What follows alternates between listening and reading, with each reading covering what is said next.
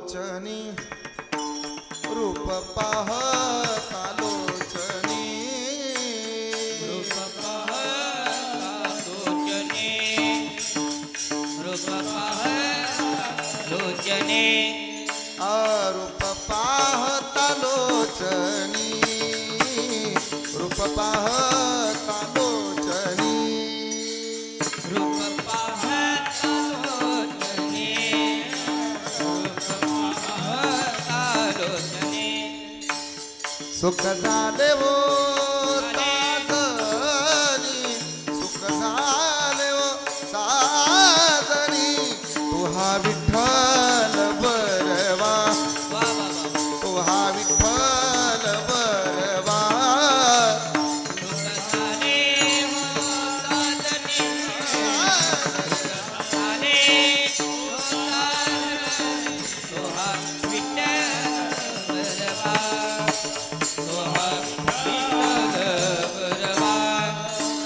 तो हा माधव बरवा तो हा माधव बरवा तो हा विठ्ठल बरवा बरवा तो हा विठ्ठल बरवा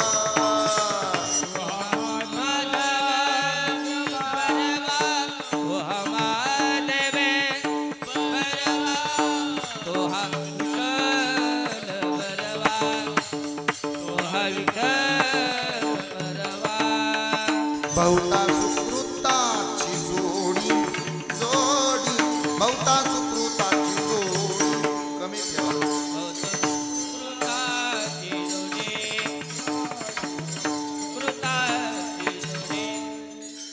म्हणून विठ्ठली आवडी म्हणून विठ्ठली आवडी तो हा विठ्ठल बरवा तो हा विठ्ठल बरवा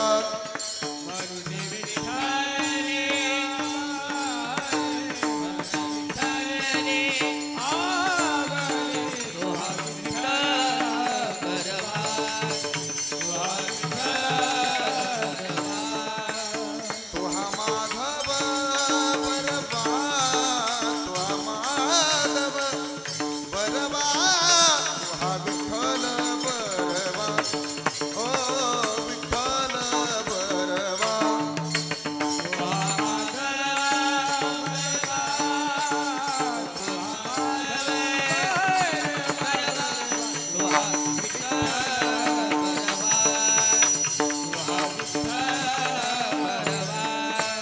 सर्व सुखाचे आदर सर्व सुखाचे आदर सर्व सुखाचे आदर सर्व सुखाचे आगर सर्व सुखाचे आगर सर्व सुखाचे आगर सर्व सुखाचे आगर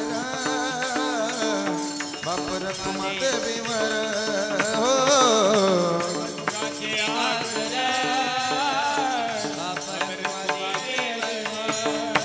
हे सर्व सुखाचे आगर बापर तुम्हा देवीवर हो सर्व सुखाचे आगर हो तो हा विठ्ठल बरवा तो हा विठ्ठल बरवा तो हा विठ्ठल तो हा विठ्ठल बरवा तो हा विठ्ठल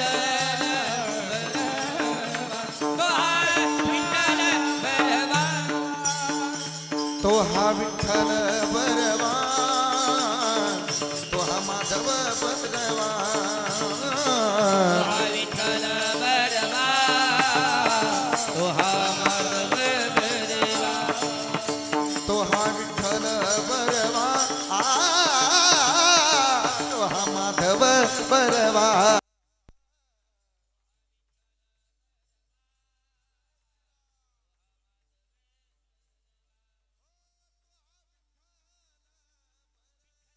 विठ्ठल तो हा विठ्ठल बरवा तो हा विठ्ठल बरवा तो हा विठ्ठल बरवा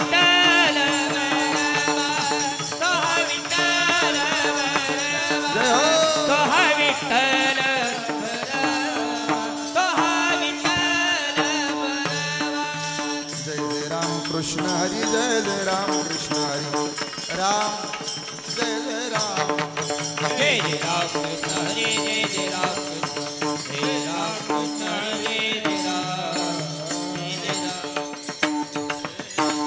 वडिलाची मिरासिगा देवा तुझी चरण सेवा पांडुरंगा उपवास पारणे राखीला दारवंठा केला भोगवटा आम्हाला गी वंश परंपरा दासमी अंकित तुका मुकलिता लाज कोना उपवास पारणे राखीला दारवंठा केला भोगवटा आम्हाला गी बस समचरण सरोजम सांद्रणीला बुधाभम जगरणीत पाणी मंडनम मंडनानाम तरुण तुलसी माला कंधरम कंजनेत्रम सदयधवलहासं विठ्ठलं चिंतयामि दया ज्ञान शांती तिथे योगनिष्ठा मुखी दिव्य तेज दिसे संत श्रेष्ठा अलौकिक लीला किती आठवावे श्री निवृत्ती नाथा नमो नम्र भावे माझ्या वडिलाची मिरासिगा देवा तुझी चरण सेवा पांडुरंगा उपवास पारणे राखीला दारवंठा केला भोगवटा आम्हाला प्रस्तुत प्रसंगी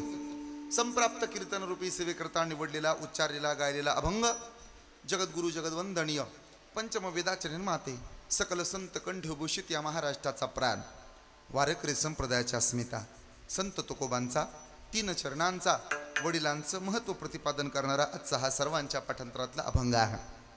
आपल्या वडिलांचा पंथ, आपल्या वडिलांचा धर्म, आपल्या वडिलांची मिरासी वतनदारी परंपरा तुम्हाला मला समजावून ज्यांनी दिली ते तुकोबा आहेत.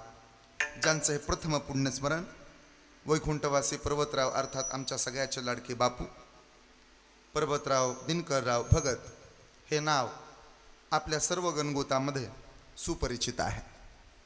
वागण्यात नम्रता, बोलण्यात गोडवा आणि हृदयात गरिबीची जाण असणारी माणसं भगवंताला प्रिय होतात. मागच्या वर्षी बापू निघून गेले. दुःखाचा डोंगर भगत परिवारावरती कोसळला. 2 मुलं ज्यामध्ये आमचं जनार्दन तात्या आदरणीय राजेंद्र दादा देवाघरी निघून गेले. पण ज्ञानेश्वरराव या 3 भावांचं एकमेकांवरती अनन्यसाधारण प्रेम. 3 दुःख कुणाच्याही आयुष्यात येऊ नयेत. लहानपणी मुलगा मरू नये, तरुण वयात जोडीदार मरू नये, म्हातारपणात मुलगा किंवा मुलगी मरू नये, लहानपणात आईबाप जाऊ नयेत, तरुण वयात नवरा किंवा बायको मरू नये आणि म्हातारपणात मुलगा किंवा मुलगी देवाघरी जाऊ नये. बापूंच्या आयुष्यातलं सगळ्यात मोठं दुःख मुलगा देवाघरी निघून गेला. दुसरं दुःख लक्ष्मीच्या पावलानं नांदायला आलेली माऊली अर्थात आईसाहेब निघून गेल्या. हे एवढं मोठं दुःख उराशी बाळगून 2 मुलं जनार्दन तात्या आणि ज्ञानेश्वर दादा हे सगळं सहन करत राहिले. लक्ष्मीच्या पावलानं नांदायला आलेल्या 3 सुना आमच्या आशाताई, लताताई आणि विमलताई या संसार वेलीवरती 5 नातवंड आहेत. आमचा सूरज दादा, कुणाल दादा, विराज दादा, नितीन आणि सचिन भाऊ ही 5 नातवंड या परिवाराचा आधार बनले. बापूंना लेक नाही असं जर कोणी म्हणत असेल तर लेकीपेक्षा जास्त माया नातीवर होती आमच्या कोमलताई आणि मेनलताई. फार माया, फार प्रेम. आली माझी डॉक्टरीन, आली माझी वकिलीन म्हणून नातीकडे पाहावं. भाकरीचे 2 तुकडे माहेरात नाही हवेत. एक तुकडा उजव्या हातानं, दुसरा तुकडा डाव्या हातानं टाकावा, कडाकडा बोटं मोडावीत आणि मग नातीला ग्रहप्रवेश. आता नातीला कितीही वेळा ती माहेरला आली तरी बापू दिसणार नाहीत. बापूंचं प्रेम मिळणार नाही. बापूंचा हात तिच्या चेहऱ्यावरून फिरणार नाही. तिला लाख वाटल आजोबाला पाहावं, बापूला आंघोळ घालावी, बापूला जेवायला घालावं, स्वतःच्या हाताने एखादा पदार्थ बनवावा आणि बापूला खायला द्यावा. नाही होणार शक्य. आता माझ्या सचिन दादाला, नितीन दादाला पुन्हा पुन्हा वाटल आज कर्तबगार आहोत आम्ही. अख्ख्या पिंपरत गावात चर्चा आहे. बस नातवंड हुशार, एकही अशिक्षित नाही. सगळ्या परिवारात पाहिलं आणि गावाचा विचार केला तर शिकलं सवरलेलं घर म्हणून बापूचं खानदान पाहिलं जातं. आज एवढा मोठा ताकदीचा परिवार आहे, पण हे सगळं पाहायला बापू नाही. तात्यांनी सहज मला विचारलं, महाराज बापूचं श्राद्ध येतंय. मी म्हटलं कधी? ते म्हणाले अक्षर तृतीये दिवशी. सगळ्यात भाग्याची गोष्ट, माणसाला मरण यावं ना तर एवढ्या चांगल्या मुहूर्तावर यावं. 3.5 मुहूर्तापैकी एक शुभ मुहूर्त म्हणजे आजचा मुहूर्त आहे. बस वैकुंठाला गेले तर शुभ मुहूर्तावरती गेले, नाही तर लेका जायचं सगळ्यालाच आहे, दुःख सगळ्यालाच आहे.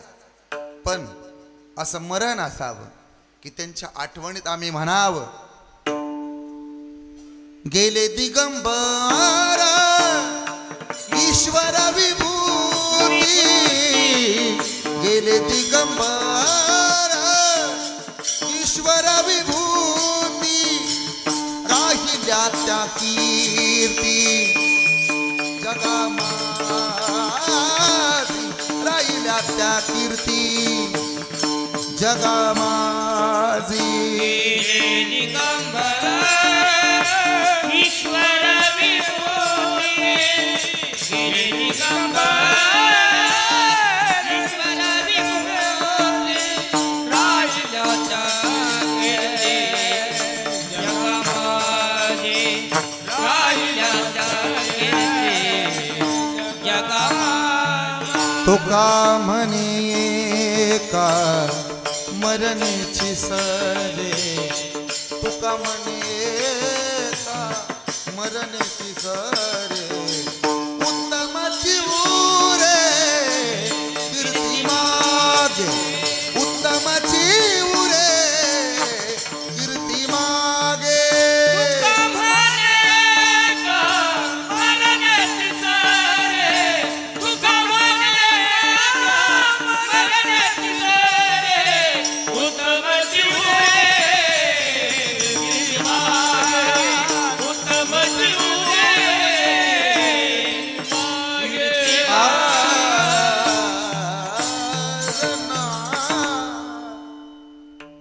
परिवाराला धन्यता, बापूंचं जगणं सार्थकी लागलं. आणि त्यांचा संपूर्ण परिवार, तात्या, माऊली दादा, नितीन भाऊ, सचिन भाऊ, विराज दादा, कुणाल दादा, सूरज दादा, ही माझ्या वयाची पोर आहेत. माझ्यावरती त्यांचं अनन्यसाधारण प्रेम आहे, माझ्या परिवारावरती श्रद्धा आहे. आज कीर्तनाच्या निमित्तानं उपस्थित असणारे पिंपरतकर सर्व भजनी मंडळ, यात्रा कमिटी, माझ्यावरती पुत्रवत प्रेम करणारी ही सगळी माणसं आहेत. मला या गावचा दत्तक पुत्र असं संबोधलं जातं. मला लोक म्हणतात सागर महाराजांना पिंपरत गावानं दत्तक घेतलंय. त्यामुळं या पिंपरतचं माझ्यावर अत्यंत प्रेम आहे आणि मला अभिमान आहे. एक वाक्य सांगू का, बसलेलं आहे का?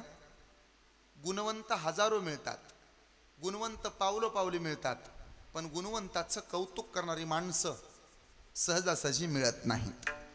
गुणवंताचं कौतुक करणारी माणसं दुर्मिळ असतात. माझ्या दादानो नेता व्हायला सर्वाला आवडतं, कार्यकर्ता व्हायला आवडत नाही. पुढं जायला सगळ्याला आवडतं, पाठीमागं थांबून पुढं न्यायला कुणाला आवडत नाही. स्वतः जिंकायला सर्वाला आवडल, पण स्वतः हरून दुसऱ्याला जिंकवायला सहजासहजी कुणाला आवडत नाही. देव व्हायला आवडतंय, भक्त व्हायला आवडत नाही. नेता व्हायला आवडतंय, कार्यकर्ता व्हायला आवडत नाही. साहेब व्हायला आवडतंय, कामगार व्हायला आवडत नाही. कीर्तनकार व्हायला आवडतंय, गायक वादक टाळकरी व्हायला अजिबात नाही आवडत. अशी दुर्मिळ परिस्थिती आहे. आपल्यावरती प्रेम करणारी माणसं सहजासहजी मिळत नाहीत, पण ती माणसं खूप भाग्यवान असतात ज्यांना तुमच्यासारखी पाठीमागं उभा राहणारी माणसं मिळतात. त्यामुळं मी तुमच्या सगळ्याचा कृपा अभिलाषी आहे. समस्त ग्रामस्थ पिंपरतकर भगत परिवार आणि माझ्याबरोबर आलेले सर्व टाळकरी वृंद, सर्व ज्येष्ठ श्रेष्ठ मंडळी, आमच्या ज्ञानदीप वारकरी शिक्षण संस्थेचे विद्यार्थी, आमचं भजनी मंडळ, दोनही गायक, मृदंगाचार्य, समोर बसणाऱ्या माझ्या माता भगिनी, राजमाने साऊंड सिस्टम अत्यंत गोड चांगली साऊंड सिस्टम दिली. सगळ्यात भीती होती मला, एकतर हॉलमध्ये हाल होऊ नयेत याची भीती होती, पण आमच्या राजमाने दादानं हॉलमध्ये हाल अजिबात होऊ दिले नाहीत. अत्यंत गोड, त्यांच्यासाठी एकदा टाळी वाजवा. फार गोड, काय सुंदर असं बसायला खुर्च्या, उभा राहायला असं मस्तपैकी, वारं काय फॅन काय असं सगळं जिथल्या तिथं आहे असं रोज असं वाटायला लागले मला. मी तर 14.5 मिनिटं कार्यालय बघायलाच घालवले आले आले. इतकं सुंदर कार्यालय, मला कार्यालय फार आवडलं. मी आलोच नव्हतो अजून इथं. आणि हे चित्रीकरण ज्यांच्या माध्यमातून होत आहे, आमचे चैतन्य दादा खिलारे अर्थात CMK, अत्यंत गोड चित्रीकरण हे होणार आहे. आणि आपण सर्वजण आहात. ऐकावं, मला अभंगाकडे वळायचं आहे. मला जरा कीर्तन करू लागा. कसंही बसा, निवांत बसा, टेकून बसा, पायावर पाय टाकून बसा, तिडीवर तिडी टाकून बसा, रेलून बसा, टेकून बसा, असं मस्तपैकी बसा. लई तुम्हाला जर नाहीच करमलं ना तर बायकोच्या शेजारी जाऊन बसा, पण फक्त माझ्याकडे लक्ष द्या. आज सगळं तुम्हाला माफ आहे का नाही? अरे इथं नवरा बायको या स्टेजवर उभा राहतात. आज संसारिकाच्या गादीवर कीर्तन उभा राहिलंय. कार्यालयाच्या मालकाचं सुद्धा भाग्य उजळले तुमच्यामुळे. आज इथं आतापर्यंत तर आता सावध, आता सावध, आता सावध म्हणून म्हणून कंटाळले ब्राह्मण काका. पण सावध होण्याचा दिवस म्हणजे आजचा दिवस. सावध झालो, सावध झालो, सावध झालो, सावध झालो, सावध झालो, सावध झालो, सावध झालो, सावध हरीच्या आलो जागरण, हरीच्या आलो जागरण.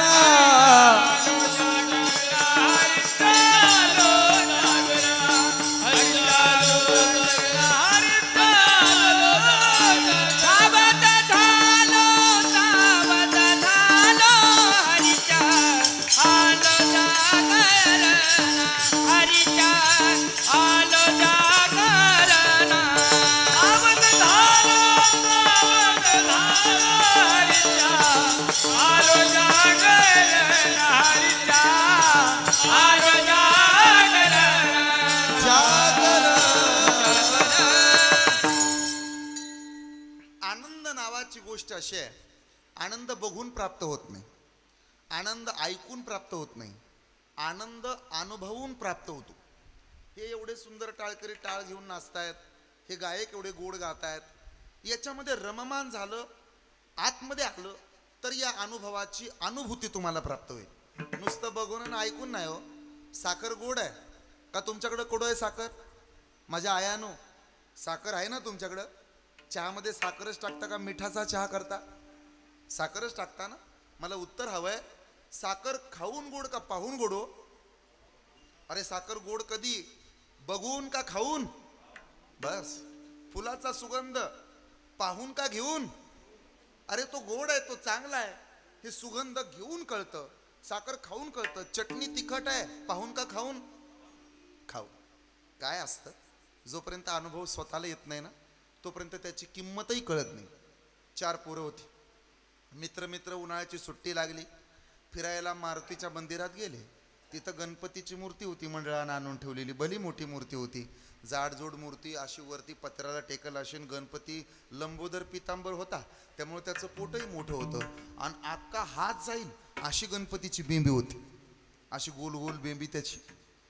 मग त्यातला एक पहिला गेला, ह्याच्यासारखा होता जरा चेत्रा, पळतच गेला.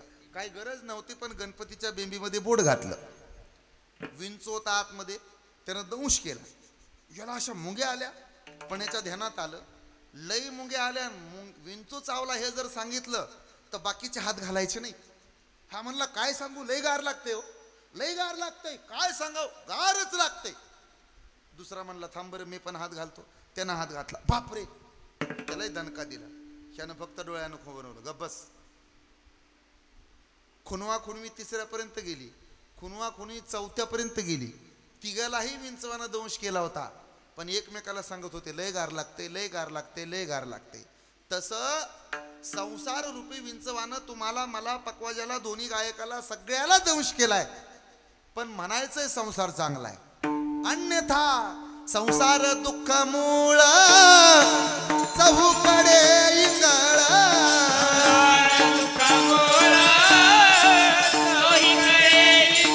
हे विश्रांती नाही कोठे, रात्र दिवस तळमळ,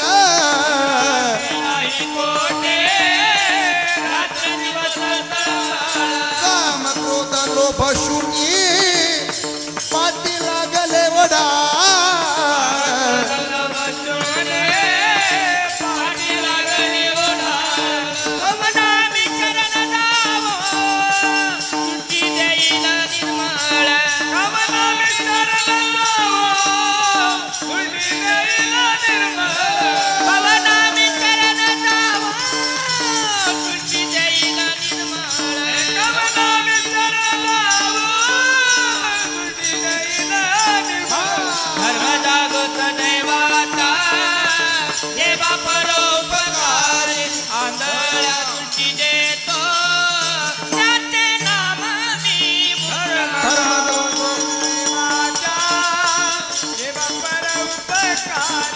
आंधळ्या देतो त्याचे नाव मी उच्चार. म्हणायचे सुखाचा संसार आहे दुःखाचा. का बरं? संसाराच्या तापी तापलो मी देवा, करिता या सेवा कुटुंबाची. सोपं सांगतो, मोठ्या मोठ्याला दुःख भोगावं लागतं. रावणासारख्याचा संसार जर नष्ट होत असेल, धृतराष्ट्रासारख्याचा संसार जर नष्ट होत असेल, तर आपण तर कोण्या झाडाची पानं आहोत. पण तरी सुद्धा याच्यातलं सुख सांगतो. सुख आज ना अक्षय तृतीया आहे. 3.5 मुहूर्तापैकी आजचा हा शुभ मुहूर्त आहे. गुढीपाडवा, अक्षय तृतीया, दसरा आणि दिवाळीचा पाडवा अर्थात बलिप्रतिपदा, हे 3.5 मुहूर्त आहेत. हे शुभ मुहूर्त आहेत. आजच्या दिवशी ऐकावं आपण, युग बदलतंय. त्रेतायुग, कृतयुग, द्वापार युग, ही युग या दिवशी बदलतात. आख्यायिका अशी आहे, श्री हयग्रीवाचा नायनाट सुद्धा आजच्याच दिवशी झालाय. एवढी मोठी आख्यायिका या देशाला, या अक्षय तृतीयेची. आजच्या दिवशी म्हणे सोनं खरेदी करावं, आजच्या दिवशी म्हणे नवीन खरेदी करावी, आजच्याच दिवशी म्हणे या विश्वाची उत्पत्ती झालेली आहे. आजच्या दिवशी परशुरामानं 21 वेळा पृथ्वी निक्षत्रिय केली, असा ताकदीचा आजचा दिवस आहे. आजच्या दिवसाला अक्षय म्हणतात, ज्याचा क्षय होत नाही असा अक्षय. युधिष्ठिरानं भगवान गोपाल कृष्णाला विचारलं, देवा मला दानधर्म करायचा आहे, कोणत्या दिवशी दानधर्म करू? भगवंतानं सांगितलं, इतर दिवशी दानधर्म करू नको, जे काय द्यायचंय ना तुला ते आजच्या दिवशी दे. तुला अन्नदान करायचं असेल आजच्या दिवशी कर, तुला धनदान द्यायचं असेल आजच्या दिवशी कर, तुला जर वारकऱ्यांना जेवायला घालायचं असेल तर आजच्या दिवशी घाल. जेवढं काय दान द्यायचंय ना तेवढं दान आजच्या दिवशी दिलं जातं. म्हणून अक्षय तृतीयेला अनन्यसाधारण महत्त्व आहे. आजच्या दिवसाला फार भली मोठी किंमत आहे. दान देण्याकरता पवित्र दिवस असणारा आजचा दिवस आहे. विशेष म्हणजे 365 दिवसातला सगळ्यात पवित्र दिवस कोणता? तर अक्षय तृतीयेचा दिवस हा सगळ्यात पवित्र दिवस आहे. या तिथीला आखेती म्हणतात. त्याचा मूळ शब्द आहे आख आणि तीज. आख आणि तीज या शब्दापासून आखिती शब्द तयार झाला. आता आपल्याकडे अक्षय तृतीयेला आजच्याच दिवसापासून आंब्याचा रस सुद्धा खाल्ला जातो. आज आंब्याच्या रसाची सुरुवात आहे. आजपासून जावई बापू सासरवाडीला हेलपाटे घालतात, आहे का नाही? काही जण जातच नाहीत, ते सदैव पडीकच राहतात. अखिल भारतीय सदैव सासरवाडीत पडीक संघटना, ते घरीच जात नाहीत ना, सारखे कधी पहा आहे सासरवाडीत ते. आजच्या दिवशी आंब्याच्या रसाची सोय केली जाते. आजच्या दिवसापासून आंबे पाडायला लागलेले असतात. मग ते आंबे आणले जातात, त्याचा रस बनवला जातो. तो रस पाहुण्या रावळ्यांना खायला घातला जातो आणि रस प्यायला ये ग माय असं म्हटलंही जात, आहे का नाही? त्यामुळे हे आजच्या दिवशी असतं रस प्यायला ये म्हणलं. माय आहे ना काहीतरी तुमच्याकडे, आहे का नाही? नात करती काय माहित नाही का तुम्हाला अजून? त्यांना फक्त चंगळा बोले को एवढंच माहीत आहे. सगळं आजच्या दिवशी रस प्यायला ये म्हणलं माय इथनं सुरुवात होते. अक्षय तृतीयेचा आजचा दिवस आहे, ही आपली परंपरा आहे. ऐकताय ना? आता अभंगात चला. 4 पंथ प्रत्येक माणसाच्या आयुष्यात असतात. भारत देशाला हे 4 पंथ आहेत. पहिला पंथ आहे ज्ञानपंथ. दुसरा पंथ आहे, ऐकताय ना आपण? हे 4 पंथ सांगतो, अत्यंत महत्त्वाचे आहेत. कधी आयुष्यात हे पंथ महत्त्वाचे पडतील. एक ज्ञानपंथ, ऐकताय ना?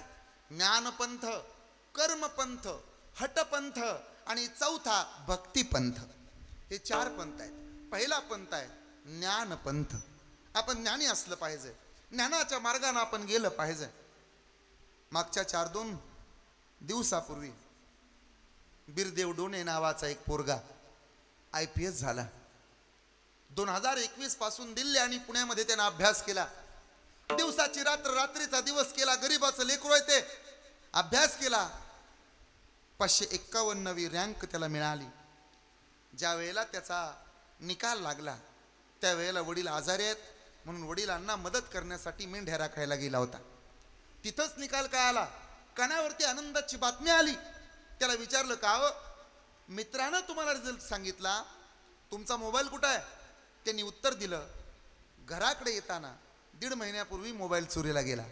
आणि पोलीस स्टेशनमध्ये तक्रार द्यायला गेलो तर पोलिसांनी तक्रार घेतली नाही. आई वडील ओरडतील म्हणून मी घरीही सांगितलं नाही की माझा मोबाईल बंद पडलाय. घरी आलो, निकाल लागला, आनंदाची गोष्ट आहे. पण अजून एक पुढची गोष्ट आहे का, माझ्या समाजातली, माझ्या परिवारातली, माझ्या पंचकृषीतली, या महाराष्ट्रातली पोरं आळशी होऊ नयेत, कुठंतरी एखाद्या चुकीच्या गोष्टीच्या पाठीमागं लागू नयेत म्हणून अभिमानानं सांगितलं. ते म्हणाले एकही पूर्ण महिना आणि 1-2 महिने मी काय मेंढराच्या मागं गेलो नाही. मेंढराच्या मागं गेलो म्हणून निकाल लागला आणि मेंढराच्या मागं गेलो म्हणून IPS झालो हे डोक्यातनं काढा. म्हणे दिवसाची रात्र केली, रात्रीचा दिवस केलाय, अभ्यास केलाय आणि मग माझा निकाल लागलाय. माझ्या परिसरातल्या पंचकृषीतल्या महाराष्ट्रातल्या पुरानं त्याचा प्रत्येकानं आदर्श घेतला पाहिजे. ऐकावं, छाताडावरच्या 2 गुंड्या काढून गावातनं बोंबलत फिरणाऱ्या पोरासाठी, रस्त्याच्या कडेला माझी जमीन आहे, माझे गाळ्यात येतंय मला महिन्याला भाडं, मला लोक शेठ म्हणतात, गळ्यामध्ये सोनं घालणाऱ्या त्या पोरांसाठी, त्या उन्हाळ पोरांसाठी चपराक ठरला बिरदेव डोने पाटील, हे लक्षात राहू द्या. अरे थेट एखाद्या पोरानं कानाखाली लावावी अशा मूर्ख पोरांच्या असा झणझणीत अंजन डोळ्यात घालणारा प्रवास आमच्या बिरदेव डोनेंचा आहे. संघर्ष, जिद्द, चिकाटी, मेहनत आणि ज्ञान ज्याच्या जवळ असतं त्याला जग किंमत देतं, हे शिकवलं बिरदेव डोने साहेबांनी. हे कधी विसरू नका. ऐकावं आपण, बिरदेव डोने हा फक्त धनगर समाजासाठी नाही. बिरदेव डोने महाराष्ट्रातल्या MPSC आणि UPSC करणाऱ्या प्रत्येक पोरासाठी, प्रत्येक विद्यार्थ्यासाठी बिरदेव राहिला नाही. MPSC आणि UPSC या क्षेत्रातला कोहिनूर हिरा झाला. कोहिनूर हिरा तर झालाच, पण बिरदेव हा नुसता बिरदेव राहिला नाही. MPSC आणि UPSCच्या विद्यार्थ्यांकरता बिरोबा झाला, हे लक्षात राहू द्या. या पोरांसाठी तो बिरोबा आहे, प्रेरणा आहे, संघर्षाचं उदाहरण आहे आणि आरसा आहे. आरसा काय करतो माहिती आहे? आरसा नेहमी खरं बोलतो. तुमच्या घरात आहे का आरसा? आरसा असेल ना घरामध्ये, बेड कपाट असलं काय नसलं काय चालतं, पण एक गोष्ट असावी लागते, त्या गोष्टीचं नाव आहे आरसा. आरशाकडे एक चांगला गुण आहे, आरसा नेहमी खरं बोलतो. आरशाकडे दुसरा वाईट गुण आहे, आरसा तोंडावर बोलतो. आरसा आमच्या हनुमंत मामासारखा आहे, तोंडावर बोलतो तो, त्याला मागं पटत नाही बरं का अनिल दादा. आरसा नेहमी तोंडावर बोलतो, पटलं तरी आणि नाही पटलं तरी. म्हणून तर आरसा गावाला आवडत नाही. आरशाचं खटकतंय तुमच्या बॉडीला, मला विचारा ना. आरसा नेहमी तोंडावर बोलतो म्हणून आरशाचं खटकतं लोकाले. कधी कधी तुमच्याही घरामध्ये आरसा असतो. आरसा काय म्हणतो माहिती आहे? सुनबाई काय आत्याबाई, अगं माणसं मोजत जा मग भाकऱ्या टाकत जा, रुपया कमवलाय मग प्रपंच उभा केलाय, नासधूस करते का ग, असं म्हणतो ना तुमचा आरसा. मग सुनबाईला आवडतो का सासू नावाचा आरसा? नाही आवडत, जगालाही नाही आवडत. एक सांगू, आरसा नेहमी सत्य बोलतो. आरशाकडे एक चांगला गुण आहे, आरसा लबाड कधी बोलत नाही. असं कधी झालं का एखाद्याचं नाक नकटाय आमच्या माऊली महाराजासारखं, पण उगाच आरशात बघितल्यावर नाक धारदार दाखवलं? नाही दाखवत आरसा. माणसाचं नाक धारदार असावं, फक्त नाकाला धार नसावी आणि तिनं जेवायला वाढताना तर अजिबात नसावी. हे कळलं तुम्हाला? आरसा एक चांगला गुण आहे, नाही दाखवत लबाड. महाराज म्हणाले जैसे तैसे दावी आरसा, नकट्या कैचा पालटे, नकट्या कैचा पालटे, नकट्या कैचा पालटे. कैचा दावी आरसा, नकट्या कैचा पालटे, नकट्या कैचा पालटे, नकट्या कैचा पालटे.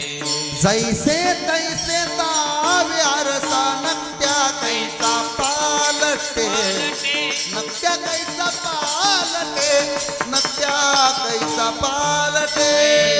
कैचा दावे आरसा, नकट्या कैचा पालटे, नकट्या कैचा पालटे, नकट्या कैचा पालटे.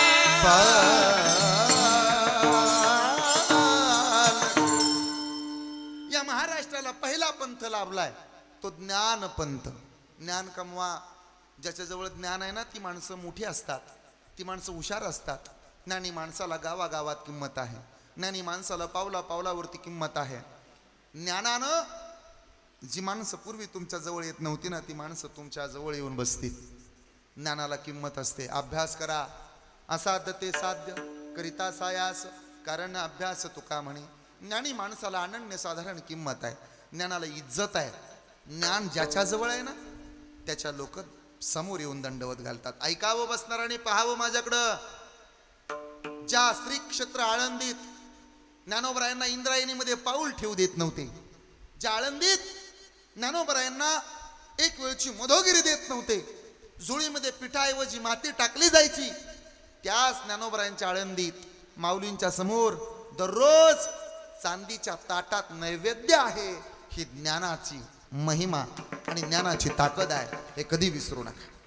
जोपर्यंत तुम्ही ज्ञान कमवत नाही ना तोपर्यंत तुम्हाला कोणी विचारत नाही. वर्गाच्या बाहेर बसणारा भीमराव आंबेडकर, ऐकावा आपण, परिस्थिती माणसाला मागं खेचत नाही, ही अंधश्रद्धा आहे. लोक सहज म्हणतात आमच्या परिस्थितीमुळे आम्ही मागं राहिलो. तुम्हाला जर असं वाटत असेल की परिस्थितीमुळे आम्ही मागं राहिलो तर वर्गाच्या बाहेर बसायचे डॉक्टर भीमराव आंबेडकर, रस्त्याच्या कडेला असणाऱ्या विजेच्या पोल खाली बसून अभ्यास करायचे भीमराव आंबेडकर. माठातलं पाणी पिण्याचा अधिकार नव्हता त्यांना, पण भारताला राज्यघटना प्रदान केली ज्ञानाच्या जीवावर. ज्ञान कमवा, ज्ञानी माणसाला इज्जत आहे, ज्ञानी माणसाला किंमत आहे. ज्ञानानं माणसं मोठी होतात. गुरु तेथ ज्ञान, ज्ञानी आत्मदर्शन, दर्शनी समाधान हाती जैसे. किती किंमत आहे ज्ञानाला. तुका म्हणे नेनो युक्तीची ते कोली, तुका म्हणे नेनो युक्तीची ते कोली, तुका म्हणे युक्तीची तुका म्हणे युक्तीची तुका म्हणे नेनो युक्तीची ते कोली, तुका म्हणे नेनो युक्तीची ते कोली, युक्तीची बोली,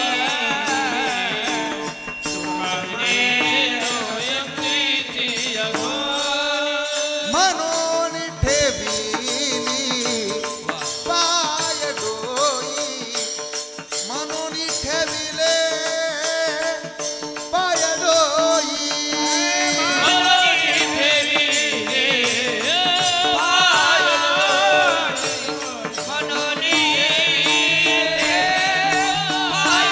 डोई, म्हणून ठेविले पाय डोई, म्हणून ठेविले हो पाय डोई.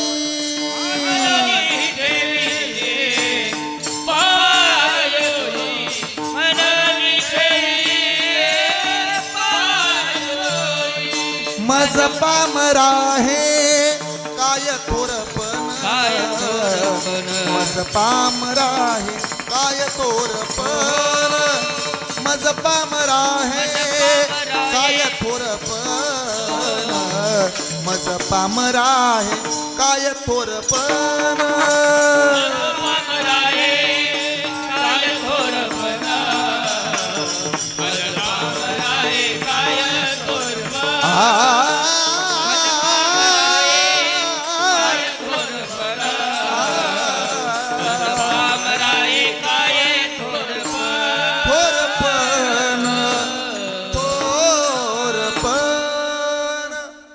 पायीची वाहन पाय बरी, एवढे ज्ञानी झाले ज्ञानोबा. म्हणून ज्ञानपंथ स्वीकारा. तुम्ही थोडं उशीर आलात घनश्याम दादा, तुमच्यासाठी फ्लॅशबॅक सांगतो. मी आतापर्यंत सांगितलं नामस्मरण अध्यात्माचा पाया आहे, म्हणून नेहमी नामस्मरण करा. आणि मी दुसराच मुद्दा फक्त सांगून आलोय, आपण एवढं चांगलं जगलं पाहिजे आणि असं गेलं पाहिजे की उत्तमाची कीर्ती उरे मागे, उत्तमाची उरे कीर्ती मागे, पाठीमागं आपलं नाव निघलं पाहिजे, असं वागलं पाहिजे. आणि मी तिसरा मुद्दा सांगितला, गुणवंताच्या पाठीमागं उभा राहा. आता चौथा मुद्दा मी स्पर्श करून आलो, ज्ञानाला जगात किंमत आहे, म्हणून ज्ञानवंत व्हा, ज्ञान कमवा. ज्ञान प्रत्येकाजवळ पाहिजे. अभ्यास करा, लेका थोडं तरी आलं पाहिजे. असंच मग कीर्तनातलं ऐकलं, एक म्हातारी घरी गेली, सुनबाईला म्हणली, सुनबाई मला इंग्रजी शिकव. बोराटे महाराजांना सांगितले ज्ञान कमवा. आता तिनं विचारलं कोणाला, सुनला. सुन तर आधीच बटाट्यावानी डोळे करून होती, रागातच होती. सुनबाई म्हणली आत्याबाई काय प्रश्न आहे तुमचा? काही नाही ग, कुणाला जर फोन लावला तर बरं आहे का विचारायचो ग, इंग्रजी शिकव. सुनबाई म्हणली आत्या फोन लावला आणि तुम्हाला जर विचारायचं असेल ना बरं आहे का, सगळं चांगलं आहे का, सगळं कुशल आहे का, सगळं ठीक आहे का, तर एवढंच विचारायचं, सगळं मेंटल आहे का? काय विचारायचं? मेंटल आहे का मेंटल? मग तिनं लेकीला फोन लावला, दिदे पाहुणे कुठं गेले, दे बरं जावयाकडं. जावय म्हणला हा मामी बोला. जावय बापू मेंटल आहे ना तुम्ही? सासूबाई झालंय काय? नाही नाही तुम्ही मेंटल आहे का? म्हातारी मेंटल आहे का? म्हातारा मेंटल आहे का? पोरगी मेंटल आहे ना माझी? बरं चाललंय ना सगळं? बाकीचं मेंटल आहेत ना सगळे? इकडं मी पण मेंटल आहे. ऐकताय ना? बाप रे, असं बरं वाटलं आता. हा, त्यामुळं ऐकताय ना बसलेले, याचा अर्थ असा आहे ज्ञान पाहिजे. एक बाई डॉक्टरकडे गेली हो नवऱ्याला घेऊन, डॉक्टर समोर रडू लागली, नवरा आजार आहे म्हणून. असेच होते विनेकरी बाबासारखे. डॉक्टर म्हणले बाई रडू नका, नवरा दणदणीत खणखणीत आहे अजून. त्यो काय झाले आता तर कुठं दुधाचे दात पडलेत. ऐकताय ना? चांगला दणदणीत आहे खणखणीत, आता कशाला रडता? काही नाही पेशी वाढल्यात, 300 रुपये द्या, बिल द्या जा बरं, गोळ्या दिल्यात. ती बाई डॉक्टर पुढे रडायला लागली हो. किती वेळा सांगितलं मालकाले काय असेल ते खाऊन पिऊन पाहत जा, पण ऐकत नाहीत. अहो बाई रडू नका पैसे द्या, तेच तर म्हणते डॉक्टर, ऐकत नाहीत पहा असं. अहो रडू नका पैसे द्या, तेच तर म्हणते डॉक्टर. असं रडत राहावं लागतंय मला, सारखं सारखं सारखं आजारी पडतात आणि मग डॉक्टरच्या मड्यावर पैसे घालायची पाळी येते पहा. हे कुणासमोर? म्हणून ज्ञानवंत व्हा. ज्ञानाला जगात किंमत आहे. किती ज्ञानी असावं? इतकं ज्ञानी असावं आपण की आपल्या ज्ञानाची पाठीमागं चर्चा व्हावी. इतकं ज्ञानी असावं आपण की आपल्या ज्ञानाची पाठीमागं चर्चा व्हावी. आणि याही पेक्षा सांगू तुम्हाला, एवढं ज्ञान कमवावं की एक दिवस आपल्या स्वतःच्या छाताडावरच्या 2 गुंड्या काढून जसं तुकोबराई जगाला म्हणले होते तसं आपल्याला म्हणता यावं. धन्य म्हणवी नाही हा लोकी लोका, भाग्य आम्ही तुका देखिएला, भाग्य आम्ही तुका देखिएला, भाग्य आम्ही तुका देखिएला.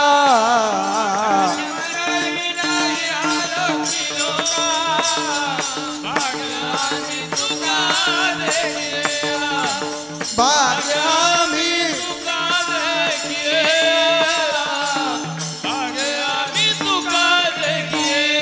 हो धन्य म्हणवी नाही हा लोकी नोका, भाग्य आम्ही तुका देखिएला, भाग्य आम्ही तुका देखिएला, भाग्य आम्ही तुका देखिएला.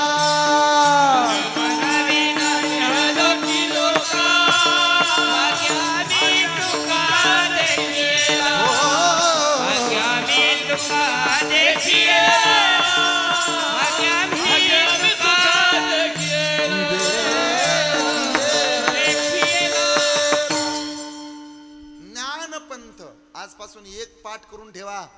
काय स्वीकारायचं आहे? ज्ञानपंथ. ज्ञानानं माणसं मोठी होतात. ज्ञानपंथ. दुसरा एक पंथ सांगतो, सांगू ना? ऐकताय ना? कर्मपंथ. अदशोर्ध्वं प्रसुजातश्च शाखा गुणप्रवृद्धा विषय प्रवालः अदश्य मुलानिनु संततानि कर्मानुबंधिनी मनुष्य लोके. कर्मपंथ.